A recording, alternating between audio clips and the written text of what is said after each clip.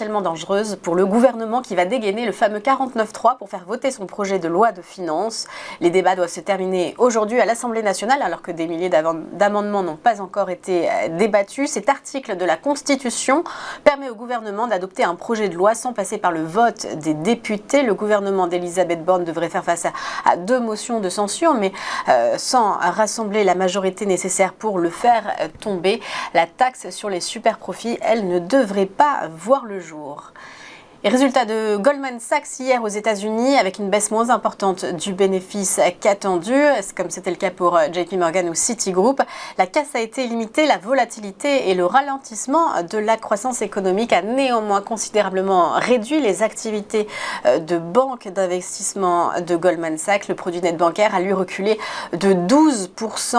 La banque se cherche d'autres sources de revenus et notamment un moyen, c'est de réorganiser ses activités en fonction de leur facturation. La banque a donc annoncé scinder ses activités en 3 branches, la gestion d'actifs et patrimoine, la banque d'investissement et puis les activités de trading. Le titre hier réagissait très bien à cette annonce de résultats.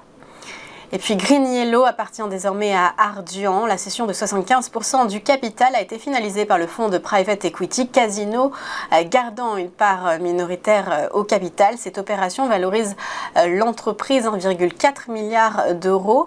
Une entreprise spécialisée dans les énergies renouvelables qui installe des panneaux solaires mais aussi des bornes de recharge ou qui propose des contrats de performance énergétique. Avec un EBITDA actuel de 80 milliards d'euros, l'objectif est d'aller jusqu'à 200 milliards d'ici 5 ans. L'argent levé va notamment servir à financer des acquisitions stratégiques, que ce soit en termes technologiques ou géographiques. Et puis un point sur les marchés avec une 4e séance positive hier pour le CAC 40 qui a gagné 0,4% à 6067 points.